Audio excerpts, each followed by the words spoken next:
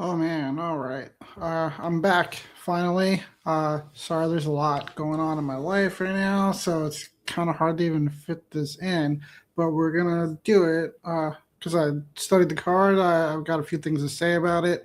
So we're gonna start with the main event: Arnold Allen and Melchizedek Costa. If you look here on UFCstats.com, we have Milky Costa with a height and reach advantage. Not much of a reach advantage, just 1 inch, but he does have 2 inches in height. He's also just the busier fighter.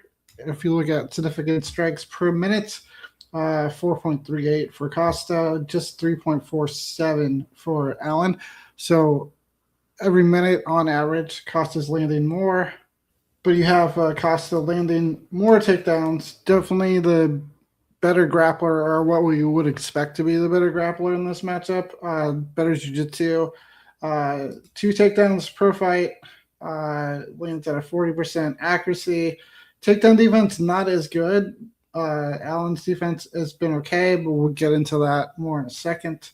Costa attempting more submissions per fight, not surprising there. So Costa on a 6 fight win streak, I believe it is. That's one of the big stories going into this fight.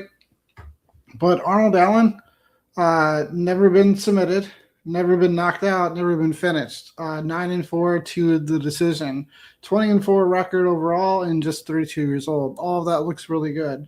It also looks really good that he's been fighting people like John Silva, like Giga Chikase, Mosar Evelev, Max Holloway. All those guys, really good. But what do you notice here is that he lost to all of them. I'm not saying Costa is Mosar Evelev. I'm not saying he's Max Holloway. I might favor him against John Silva, but that's a story for another time. If you look at his wins, Chikadze is done. Cater is pretty much done. Hooker is done. Sadiq Youssef. I mean, Gilbert Melendez, what 2019. None of those are good wins. So Allen has fought at a higher level lately than Costa, but he's losing all of those fights. So what does that really tell us? And then if you look at Costa, 26-7 at just 29 years old, so also very experienced. Sorry about all the ads on Stradog, but so 1, 2, 3, 4, 5, 6. Yeah, well, like I thought, 6 fight win streak for Costa, and it's been good. Shaylin Nurudenbeke is a decent win. Andre Fili is a good win. Chris Rodriguez is probably my favorite of his wins. I think Rodriguez is just a tough guy for anybody. Julian Rosa, he went to a decision with him in one of the fights where Rosa's durability held up. That was a very exciting fight. Then Morgan Charrier knocked him out, and then first person to ever knock out Dan Ige.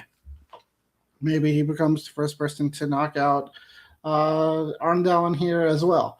So Costas fought a good level of opponents as well, and a 6 fight win streak, all quality wins. Maybe not as high as fighting Max Holloway and all the people that Allen's been fighting, but again, like I said, Allen's been losing those fights, and his wins, I feel like you could say, are less impressive than Costas' wins.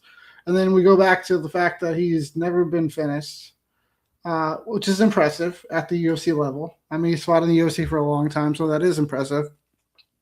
But specifically, I want to talk about the submissions. Never been submitted. But who do you see if you look at his list here of opponents? And I'll go down a little bit further. Mads Burnell. He choked him out. That's kind of impressive. But I mean, Mads Burnell has not looked that good in Bellator PFL as I once thought about Mads Burnell. But who here is supposed to submit him? Who here is on the level of jiu-jitsu that Milky Costa is? So all that gets me to now he's just a slight underdog at plus 100. Earlier in the week, you could have got Costa at like plus 150, and I should have bet it, and I didn't. So right now, I haven't actually taken a bet on this fight because I feel like I missed the value.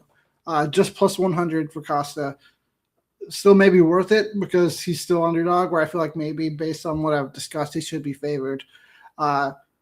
he has more activity in terms of striking and grappling, and he has an impressive win streak. Whereas Allen's resume, I feel like everybody's focusing on that he's fought at a contender level, but he's losing all those fights. So this could be a close fight. It wouldn't surprise me if Allen won, but I do think as long as Costa is a dog, that he should be the bet if you're looking to bet this fight, and he's going to be my pick at like a medium confidence level.